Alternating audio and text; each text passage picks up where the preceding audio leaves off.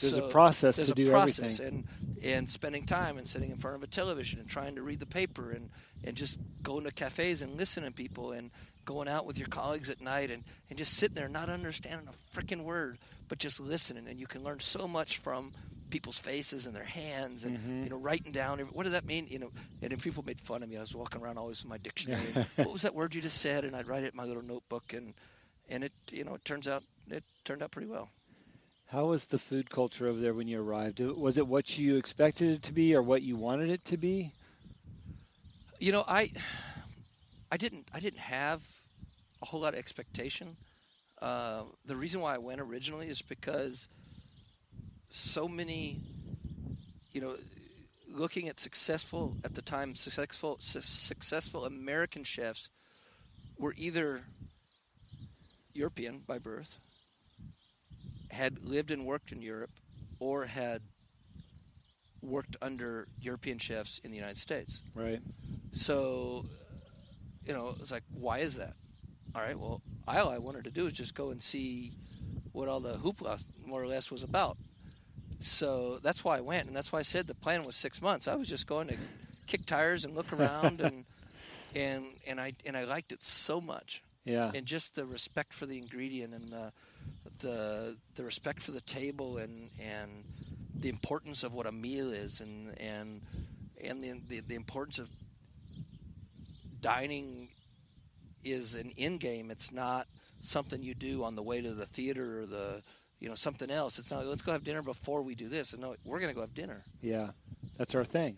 Yeah, and that's what we're going to do. And we're going to stay there for 3 or 4 hours, and we're going to have several courses, and we're going to talk, and we're going to talk, and we're going to talk some more. And it's all about conversation, the art of conversation, the enjoyment of being with somebody you want to be with, or maybe not so much, at the table. And it's things that we try to instill in what we do today as well. I love that for me, your restaurant is only an hour south of the border. Right.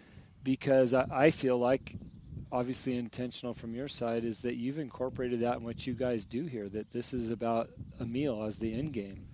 Right. I mean, that's what I'd like to think. I'd like to think that you come here to be here and you're not thinking, I got something else to do. Yeah, and I say that I love that it's an hour south of the border because I think in the United States, in most cities, maybe not in Frisco or New York or Chicago, but I think in most cities, people lost the art of going out and enjoying somebody's company and a meal and making that their end game there.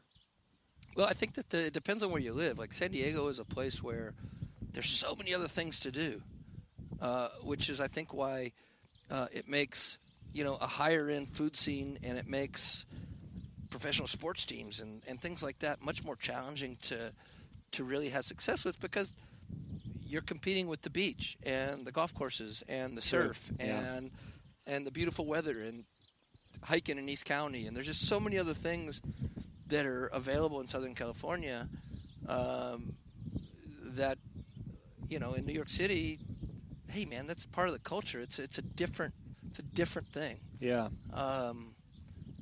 And one of the things I really like here about Guadalupe Valley is, unless you really like to ride your street bike, there's not a whole lot of off-roading in the valley itself because we don't really want it.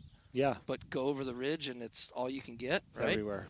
And so once you're in the valley, it's pretty much eating and drinking.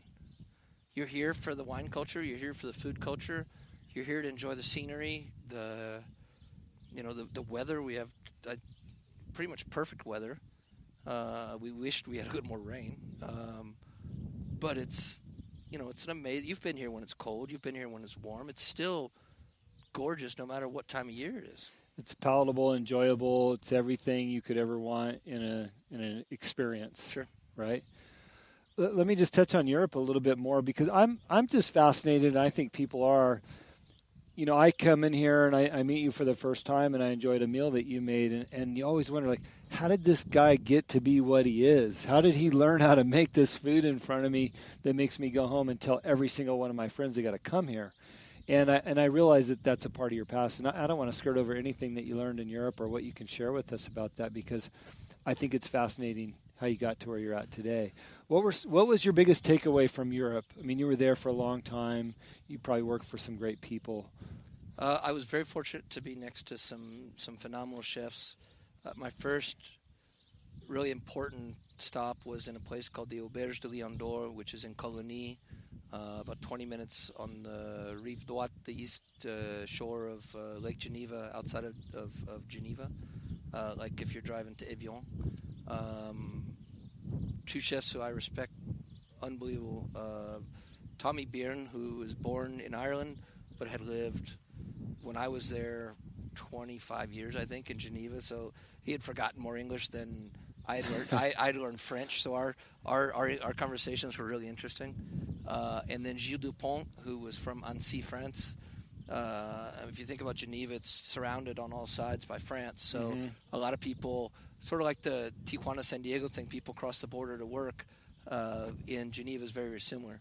And so, my first day, I showed up. I had followed a girl to Geneva, didn't have a job, didn't have a work permit, and I spent 3 months in her apartment every day going out and going to restaurants and trying to get a job.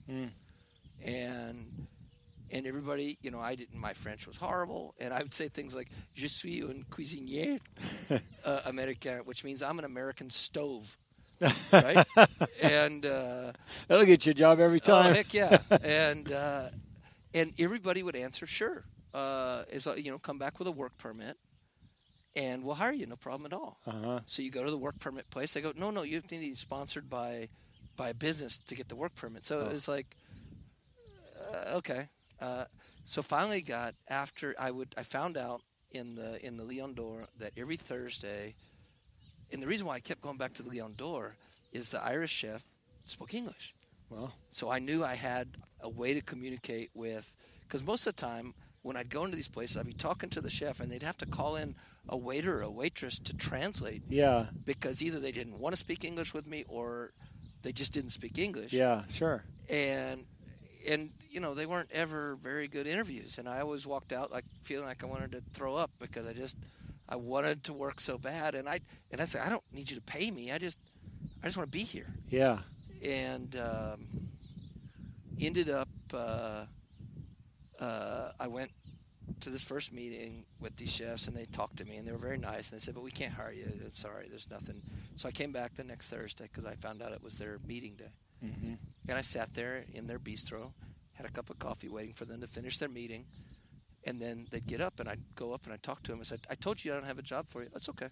Have a great day, chef. And I came back the next Thursday, and 8 weeks. Wow. Until he finally said, you're really bugging the shit out of me. Tell you what, we're coming into Christmas season. I can give you a job for 3 weeks. I can't pay you. If you hurt yourself, I'm putting you out on the street. And, if immigration comes, I don't have any idea who you are. Okay? Those are some tough terms. Sounds good. No, I'll feed you. Great. And after 5 days of them watching me work, they said, we'd like to offer you a work permit.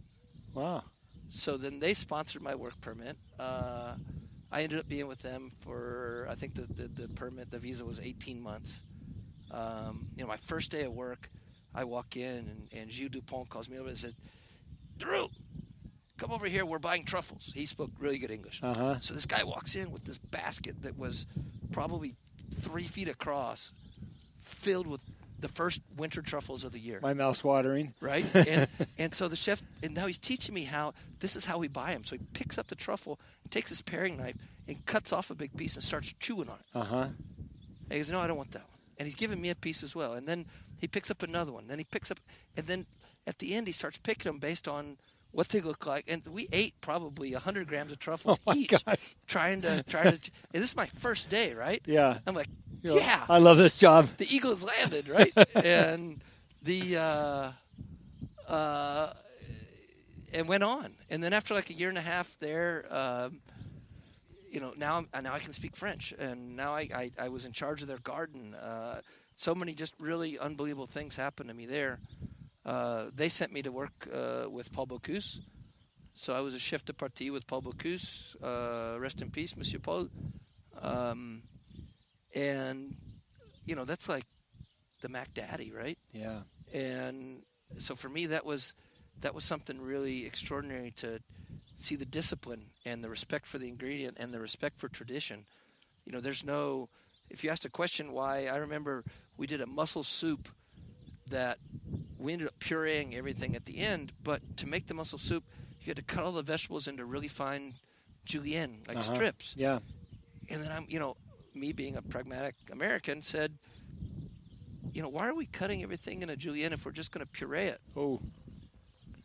And the chef de cuisine says, we don't ask questions about the recipes. We follow the recipes. Yeah. We chef, and then, we went on. We learn. And we learn. And I still wonder why they cut it in julienne. But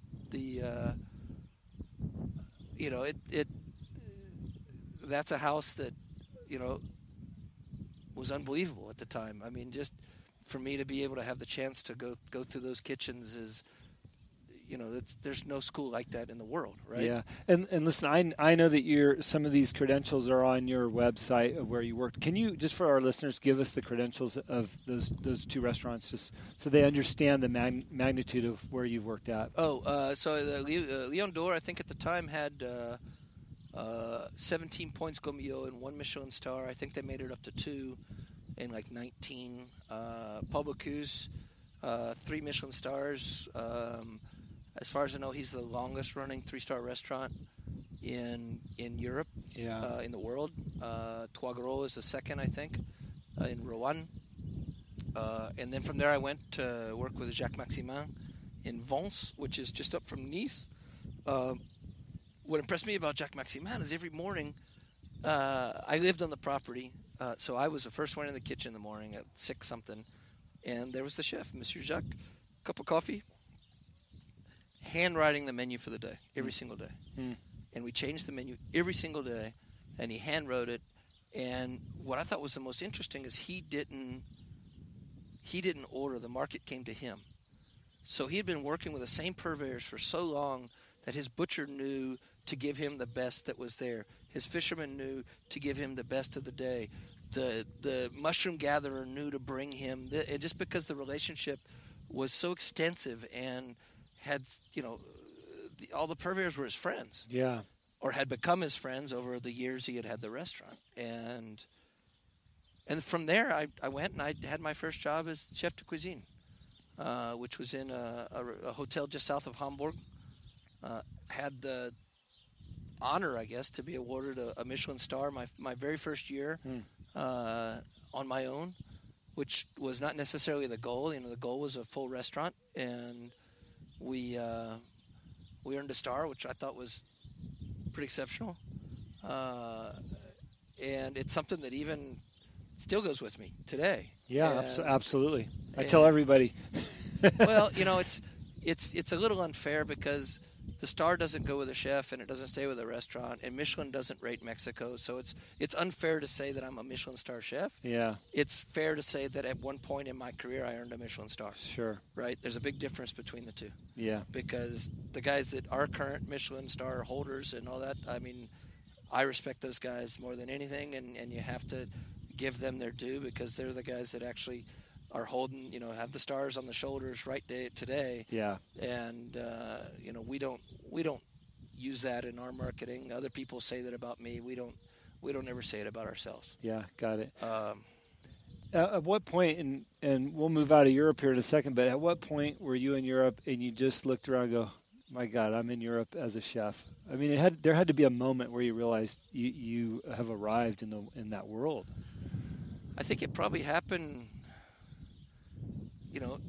every day you walk into the market that's on the street and you just see the perfect chanterelles and the perfect raspberries and the perfect vegetables and the perfect fish and everything. There's so much respect for ingredient especially in France and in Switzerland and Germany that respect for cheese and the origin of the beef and there's no concept of farm to table there because that's all they've ever known. Yeah. And we're over here in the U.S. bragging about it. Right. And that was the thing for me is when I got back and back on this side of the world, I was working for my last job in Europe, I was the executive chef at the Four Seasons in Berlin, Germany. Mm-hmm.